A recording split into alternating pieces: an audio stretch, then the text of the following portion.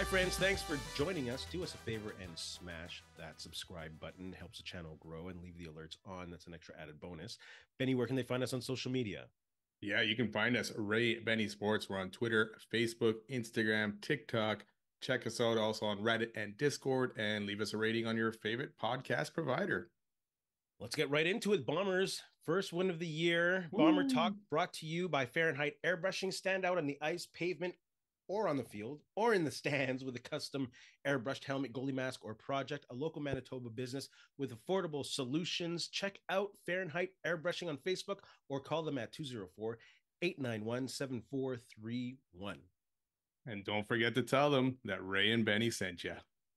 So, yeah, they got a win without Zach Collaros at home against the Redblacks, who are playing on a short week. What's the most encouraging thing from the Redblacks game? I'm going to say the return of bully ball. They used the running game. I've been begging for them to go heavy. They finally did. 212 yards total, 129 off of 23 for Collaros, and an extra 79 from Strevler. I'm just happy they didn't use that running game. The O-line has had trouble starting the season for pass protection, and the best way to get an O-line gelling is to use the running game. And they absolutely committed to it because they had to, because Chris Strevler is in there. So I'm just glad to see the running game back, especially when you had a running back who had over 2,000 yards total last season. So I hope he's not angry. So I hope he's happy. And it was good Yeah. to see Buck be more creative with the running game as well. Yeah, I agree with you. It was one of those games where they kind of had to do it, just get back to basics a little bit, right? I mean, it wasn't a pretty win or anything like that, but they needed to get a W in that win or in that column there, and they did it. And a lot of it was on the ground. Streveler, like Nick Dembski, had one catch, right? I mean, Brady Oliveira, I think, had 5 catches, which led the team. So on top of all the rushing yards, Brady, was their most productive catcher as well. So yeah, it's a good game plan. For me, I like that the defense finally created some turnovers. 3 turnovers. Or was it 4? 3 or 4? Three. No, four, sorry, yeah, 3, Three because they had sacks. 4. They had 4 going into the game, 3 sacks. Yeah, so 3 turnovers, 3 sacks. Willie with a sack fumble and the recovery. Some big plays. The interception by Terrell Bonds. They fumble from Raquel Armstead that got picked up as well. So good to see the D causing some turnovers and causing some havoc, especially that D line, because we've been on them a little bit. And Willie showed up in this game and made his presence felt and caused some issues there for the other quarterbacks. Yeah, and they're really, really good with the blitz. Yeah. A lot of people are down on their blitz because they don't get home. They don't have the sack numbers. But Crum and Brown weren't able to set their feet because they had blitzes coming from all over the place. So I'll talk about that later, how much I like that. And I also loved how they used the shotgun with Chris Strevler. It really gave him a couple more Mississippis to look over the field, see what the coverage was, and it also set up some good play action with Brady Oliveira, play action pass and play action run with Strevler. So I was really happy with that. I know it was really hard on Buck Pierce last week and probably the week before. So I'll give him props this week. Shout out to Buck Pierce. Yeah, for sure. Credit to that O line, like you said too, that just put up the blocking, probably that bully ball, and came out on top of this one. We've been giving them heck kind of over the last 4 weeks, and a lot of people have been on top of them. So good for them to show out this past week and lead this team to a W. What concerns you most? A few things, but I think one of the things, as well as this run D played at in the passing yard department and all that, they still gave up over 100 yards rushing, 170 total. Armstead over 100 yards. Crum ended up running a lot, and that factored into a lot of his plays where the D was just not containing him enough and over pursuing, which allowed Crum to break out free. So yes, I gave the D line some credit here earlier, but yeah, at the same time, they were overcommitting on some plays, and Crum was taking advantage of it because he's that Strevler type. He's not necessarily the greatest thrower, but if you give him some room to run, he will take it and go. For me, what concerns me now is them going back to some kind of game plan that revolves around Zach Collaros. I think that Zach Collaros, and I'm probably going to get shit on for saying this, but I think he's on the tail end. And I shouldn't be shit on because Father Time is undefeated. We said that hundreds of times on this show. So I'm really concerned that they'll go back on the playbook and not be run heavy anymore just because Zach Collaros is coming in. And of course, people online were saying, oh, what a beautiful 30-yard pass he dropped in there back in practice looking like he was. But I don't think they should go back to that. That really concerns me that they will go back to the old playbook and not go run heavy and not have those run heavy formations. Like someone mentioned Wildcat online today. Yes, use the Wildcat. That'd be crazy. That opens so much up. Like, how's the defense going to contend with that? Crazy. So yeah, that's my concern. Yeah, I'm hoping they still keep it like 60-40 run kind of thing. Like, pass in certain situations, but look to that run game to kind of lead the way. Like you say, Zach Clarence is getting up there in age. Plus, you want to keep him upright. We've seen what Strebler can do. I have faith in Strebler as a running quarterback. I still don't have faith in Strebler as a throwing quarterback. So to lose Clarles for the rest of the season in some kind of injury, I think would hurt the Bombers quite a bit. So Yeah. I'd like to see them ease him in. Let him get used to this because he hasn't looked good so far this season. I mean, they've still only thrown one TD pass this season, right? Yeah. So And yeah, it wasn't his. Yeah, it wasn't his exactly. Ease this guy in, get him around 20, 25 passes, somewhere around there. But yeah, let Brady lead the way unless it's not working. Yeah, and they also have an issue scoring in regards to touchdowns. They didn't score off the Bonds interception. They take the ball over. They had the ball on the 11 one time after I think that big spearing penalty, and they couldn't figure out how to get it in. That's going to be a killer. Castillo's great. 6 for 6 is awesome, but I'd like to see a stat how ineffective the Bombers are when they have the ball between the 7 and the 20-yard line to convert that into a touchdown because it's not looking good. They have to get those touchdowns. Yeah, that was my other thing on the list, the 1 for 4 in the red zone, right? And like you say, that one with the penalty and getting closer at it and not being able to drive it in. And we've seen this a lot, even in the first game against Ottawa, where they couldn't figure out how to score from the 7. Yeah. It's pretty concerning, and that's part of the reason is his lack of throwing touchdowns as well, right? So, yeah, they're gonna need to fix that up because you can get away with it in a game against Ottawa, whose offense has struggled so far this year too. But you're gonna be in tough if you're not scoring those points against BC or Montreal or even say Saskatchewan right now, right? So you're gonna have to put those points on the board. It's easier to play bully ball against a team that's on a short week as well. Oh yeah, and Ottawa's still, even with Dru Brown in there, they weren't doing well at the time. Crum added a little bit of a dimension with being able to run, but Winnipeg was holding Ottawa pretty good in check. So I think Ottawa's still going to be an up and down, hit and miss this year. Penalties are also a concern. Yes, they got to win, but 8 for 95. Including that 15-yarder that we'll talk about. Drew Wolodarski twice was flagged for illegal blocks in the first quarter. Illegal forward pass, which is one of the most horrible penalties to get, that almost took Winnipeg out of scoring range, and Castillo had to hit a 53-yarder to score there. So penalties also are a concern, which is usually not a concern for an O'Shea-led team. Yeah. That's crazy this year, eh? Because we're used to making fun of other teams and all their penalties, but yeah, the Bombers have been racking them up like crazy so far this year. So not good on that end of it too. Thoughts on the hit from Kramdi to Dru Brown?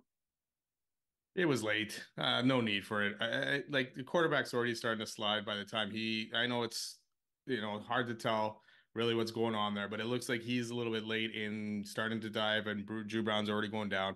But on top of it, the forearm, we're driving through to the head is just not needed. Not necessarily dirty in a way, but just definitely not needed. And Kramdi probably did not need to do that once he saw him go down. I'm going to disagree with that one. I think it was really, really close. I think both committed at the same time, the slide and the go down for the tackle. I think you have to penalize that because you have to protect the quarterbacks and you have to protect the rest of the players going forward. But I don't think there is any ill intent. I don't think he could have done anything any different as a player. Like, he's committed to that play. Like, there's no way in a human brain. I'd say 9 out of 10 times that play's going to result in the same way. Maybe that 1 out of 10 times he jumps over Dru Brown, but how often does that happen? So I thought the hit on Strebler was much worse. Strebler was clearly down on the ground already. The player went lower and targeted with his head.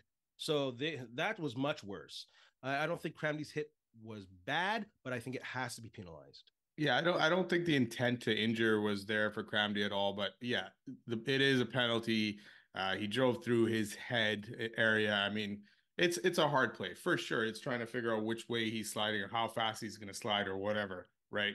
you have to make a split decision. Unfortunately, he made a poor decision. But yeah, I do agree with you with Tobias Harris. Hit on Strebler was way worse in terms of everything. And they didn't even call it a penalty. They had to go upstairs and call it back down afterwards, which is it's crazy. Yeah. You already saw a hit earlier in the game that you penalized. Why didn't this one get penalized? Like, where is the CFL officiating on this, and why would it be different? I don't get it in that. But yeah, tough play. The slide to me, by a quarterback, it's so weird because you're giving up. You're giving up your body. You're giving up the play, right? But in many instances, these guys are still taking a hit, right? At Yeah. some point, yeah, either the head, the body, or whatever. I don't know if there's some other way they can say, "Hey, I'm down" or "I'm done," kind of thing, or what. But No. I No. mean, Big Hill was in the guy's way, anyways. He wasn't going anywhere. But something, I don't know, something might have to change there in terms of, hey, how I'm giving myself up. But otherwise, these things are still going to happen, anyways. That's just one of those plays. There's no way around that play. There's no way around it. Thoughts on the return of Lucky Whitehead? What does he bring to the Bombers? Some may say he's washed up, and of course they have a little bit of evidence behind that because he hadn't been signed. But I think it's just another opportunity for the Bombers to add some wrinkles in the playbook. I don't think he'll be the deep threat that he was before. I don't think he'll be a volume receiver, but I think he's one of those players where you bring him on the field, you know if he's going to run the ball, you're going to bring a player, someone's going to be eyeballing the whole time, you're going to look for a mismatch with a safety or a linebacker. So I think that's what he brings to the Bombers. A lot of receptions close to the line of scrimmage, see if he can make plays and see if he can get the mismatches with safeties and linebackers. So I'm excited to see him. Yeah, almost get the ball in his hand and see if he can make a couple people miss in Yeah. that. And if he does have any speed left over or anything still left in that tank, yeah, use him to kind of spread out that defense with the long ball here and there, just to get them worried. I don't know where his speed is at these days. I know when he was last with the Bombers, he did return some kickoffs. I don't know if he can still do that. That would be good because right now that that return game is still struggling for the Bombers. He did some runs. He had some running yardage with the Bombers last time they were here. So he's going to fit in well, I think, with his offense. He knows it. I know it's Lapo to Buck, but there's probably not that many change or not that big of a change that he won't be able to learn it quick and add something to this Bomber offense. But it gives him another veteran presence after losing all these guys, right? So that'll be good to Absolutely. have out there, and just another weapon for Claros. He won't be playing in the game against Calgary. Had to deal with some immigration papers and whatnot. What do the Bombers have to do to beat the Stamps? Offense, defense, and special teams. You start. Yeah, offense, like we said, they kind of need to continue on the same path that they're doing. More run, less passes kind of thing, right? Let Yeah. Zach Claros ease into this game. Like I said, 60-40 in that department would probably be a good thing, unless obviously the game's not going the way you want. But if you're running the ball and controlling that time of possession, which they did against Ottawa, I think they're up 10 minutes on that with all this running, right? So focus on that and use this old line, which right now seems to be better at opening holes than they did at pass protection. Yeah. Most O lines are like that. That O linemen prefer to run block than pass block. Oh Who yeah. wants to step back and get hit rather than go forward and hit someone? Like, come on, run the ball early, run the ball often. Doesn't matter who's under center. And again, like Zach Caleros is just not the quarterback we do. We just watched his homie Jason Kelsey retire from football. He was his center in university, and he had more injuries than the center did, more concussion troubles than a full-time NFL center. So I'm not saying Zach Claros got to retire, but I think there has to be a humane expectation that his play might drop. We're just watching a great quarterback, Bo Levi Mitchell, go through the same thing in Hamilton. It happens. So they have to run the ball, and the run will open up the pass. You know, that was used to be the big difference between the CFL and the NFL. In the NFL, it was a run to set up the pass. In the CFL, pass to set up the run. But the Bombers have honestly been a run to set up the pass team since Andrew Harris was a bell cow. So they just got to go back to that. They got to remember that. And that's their bread and butter and run the ball early and often. And I won't hound on the heavy set, but I just said it. It's it. Defense. Hold on, it's interesting to me. I was looking back, and Nick Dembski has only had 3 carries so far this season in 5 games, which is wild to me because they used him a lot more in that department last season and over the last couple of seasons. And even in this game, where it was run heavy, he didn't even have one, and he only had 1 catch in that game. So I mean, if you're gonna pay this guy what you're paying him, you got to get him involved in this game, whether it's through the pass or let him do a couple sweeps or runs here and there, kind of thing, right? He's one of your Yeah. best players at doing that. Throw Yeah, a curveball in there. I can definitely see his receptions going down when guys like Lawler and Schoen are out. He's pretty much the primary receiving threat. So I can see those receptions going down without a doubt until they find someone else to open up the field with him. Well, that's where Lucky will come in here because Lawler, hopefully, he's Uh, back soon, but he's still got a couple. I'm not saying Lucky's obviously going to draw a lot of attention, but no. at least maybe it'll bring some attention over to him to kind of get Dembski open. And with Strebler in that run heavy game, it's going to be a little bit different, right? Claros loves Dembski. Claros is used to Dembski. So until Strebler gets used to that as well, his numbers will be down. And the defense, I do like how they're incorporating the blitz across the line. They're using stunts where defensive linemen are just waiting with delays and going in other directions rather than going straight ahead. The problem with that is that it opens up the running game. Like we saw against Ottawa. There are some big holes, not because Ottawa is so good at run blocking, because they caught the Bombers on a crazy stunt that left a hole wide open. Yeah. So they just got to get pressure on the quarterback. They can't let Meyer get settled in like they did last game. They played a great game against Meyer the first time that they played. So, yeah, they just got to get pressure on, find a way to get pressure and not leave those holes open for the run game because Calgary can still run the ball very well. And did Jake Thomas use up all his gas last season? The interior of the line looks really, really weak right now, and he's in there heavy rotation, and he seems to be getting picked on in the running game. So I'm just wondering. Again, father time. Yeah, it's another guy. It's a lot of seasons, right? And that's where you're losing Cam Lawson, that type of veteran guy as well, is starting to hurt them too. Yeah. Yeah, same with defense. Like Jamal. Jake Meyer looked terrible against Montreal last week. 18 to 28, 106. Like he looked like the guy from last season that we all were kind of like, well, he's done kind of thing, or he's gonna maybe lose his starting job in Calgary. So he still looked like he's struggling against those tougher Ds. Yeah, Winnipeg for sure. Slow down the run. But the one thing with Calgary is Dietrich Mills was out last game. They just signed Jamal Morrow, so it sounds like Mills may be out longer. So they gotta, kind of focus on stopping that run game and put this game into Meyer's hands and see if he can win it. Yeah, in regards to stopping the running game, why it's far too often that DBs are leading this team in tackles on a week-to-week basis. Running backs are getting to the third level a little too easily against the Bombers. Like Kyrie Wilson had a good game. Kramdi's having a much better season than last year. Not that he had a bad one, but he's taking a next step. So I don't know. Are you saying Big Hill's losing a step? I didn't say that. I just asked you if that's what you were saying. No, I said I didn't say that. But there's a theme here about age. Yes. Theme. Yeah. How about special teams? That's the one thing that happens, man. When you get older, you want to stick to what was working, but sometimes you just got to move on. Yeah. I'm not saying that they need to cut Big Hill. No, not at all. I'm just saying age is a number. It's not ain't nothing but a number. That's for real. That is true. That is true. Special teams. Yeah. I mean, they contain Devontae Dedmon. No yardage there. Chris Smith did not obviously have a very good night at all in the return game for the Bombers, so that's a struggle again. Castillo, like we talked about earlier, money since Chipgate. So, and two of them were over 50, like 53 yarders, I think, right? And another one was 40 something. Yeah. So that's awesome. And Sheehan had a better day punting, but still not great, just over 43 yards, I think. So, yeah, to me, the return game right now in that department. The return game needs to get better for the Bombers. This is the game. Chris Smith has to bring one back. Calgary's kick and punt coverage are amongst the weakest in the league. So are the Bombers. But just open a hole for this guy. I think he has a skill to really break one. And this is a week that it might happen. I don't know. But it'd be nice to see the Bombers flip the field also more often. Yeah, it don't even need a return. I just want some good 20, 30-yard returns kind of thing, right? Just to kind of flip that field, get him in good position and all that. You think they're going to win this week? You know what? They have to. They have to because this is the last game against Calgary. They lose it, and the series is 0-2, and you're not only are you 1-5, but you've now lost the season series and the tiebreaker against Calgary. So yeah, they need to win, and I think they're going to go on the right track and start to turn things around. You know who looked good last game? Clercius. I like the way that dude runs with the ball. He's like Dru Wolatarski, but angry when he runs with that ball. He's a physical player. Man, I hope he's with the Bombers for a while. Yeah. Is Terrell, I didn't notice who practiced today. Did Terrell Bonds practice today? Because he ended up getting hurt last game. So I just saw the list and I totally forgot. Yeah. And it'd be obviously we need him back because that DB group is actually turning into a very solid group over the last couple of games. So some great signings there by the Bombers again.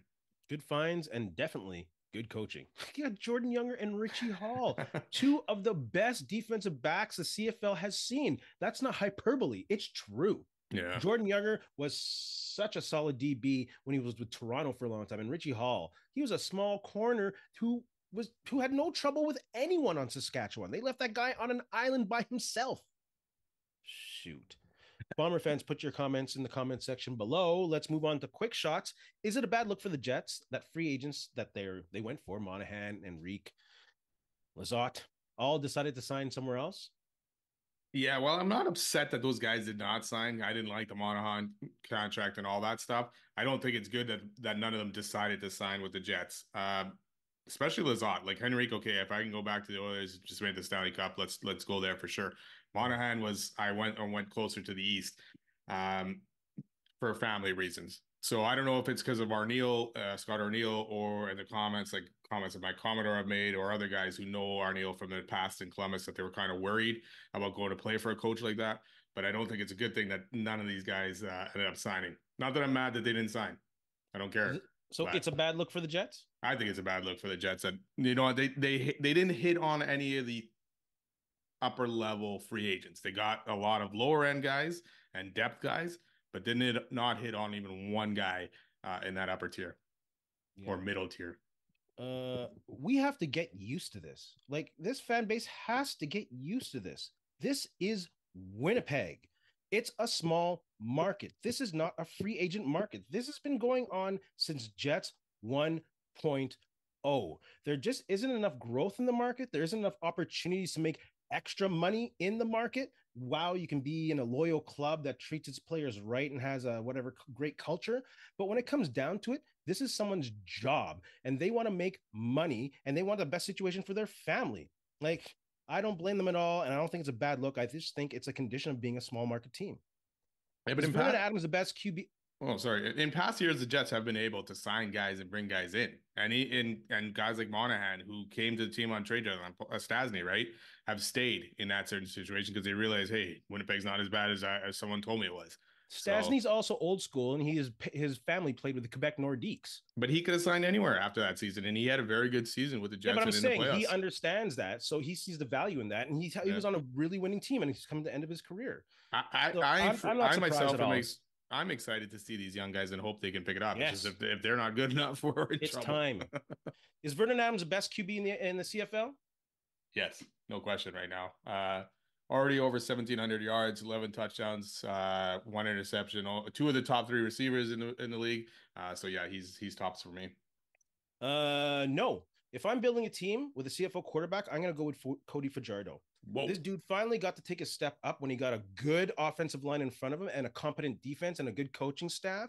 Vernon Adams still has that stigma to me of being good VA 1 week or bad VA 1 week, except this time his team is really stacked well and his offense is awesome and it's continuity with it.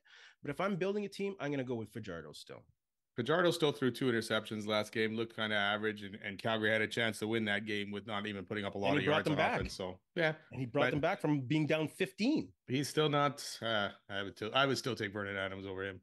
I'm taking results over stats for a quarterback. It's true. Do the Argos have a QB problem? Dude had 1 bad game. The whole Argos team played like trash. I know Argos. I can't wait till I won't even say that guy's name to come back. Just come on. The guy's an okay quarterback. I don't think they have a QB problem. They just needed to get their ass beat. So maybe this refocuses their team because they've been off since they won that, since they the Montreal game. Yeah. No, yeah, same thing. Like you got to expect Cameron Dukes who's going to go through some growing pains here over the season. And now Dinwiddie already came out and said, yeah, the guy's he's still got the starting job when he gets back. So I don't know if that's going to help Dukes' confidence over the last 5 games that he'll end up playing or more, hopefully, but hopefully he plays well. What's the main problem with the Hamilton Tiger Cats? Ooh. There's more than one problem, but defensively, for me, they've given up a lot of points. Over 30 points in 4 of the 5 games. The only one that they did not was against Ottawa. So yeah, Bo Levi may be putting up a lot of yards, but a lot of it's trying to come back and win some games. So right now, defensively, for me, they need to pick it up. Yeah, the main problem for me in Hamilton, Why is Orlando Steinhauer still running this team? It makes no sense. Look at this roster. He's done a horrible job since he's had the give me a break. Will Aaron Rodgers be an elite QB this season? Nah, I think he'll fall off. I think he'll really fold in the bright lights. We'll see more Karen Rodgers than Aaron Rodgers this season. So I don't think he'll be elite. I don't think he'll be at the elite level, but I think he'll be serviceable enough to get the Jets some wins and possibly into the playoffs if he can stay healthy. We'll see. Yeah. You have anything to say to our friends?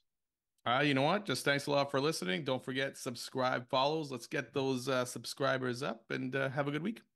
And in the words of Ed Whalen, in the meantime and in between time, that's it. Another edition of Ray and Benny Talk Sports. Hey, friends and neighbors, don't forget to check us out online on Facebook, TikTok, Instagram, and Twitter at Ray Benny Sports. And don't forget to check out our YouTube channel. Leave a like, leave a comment, tell us what you think.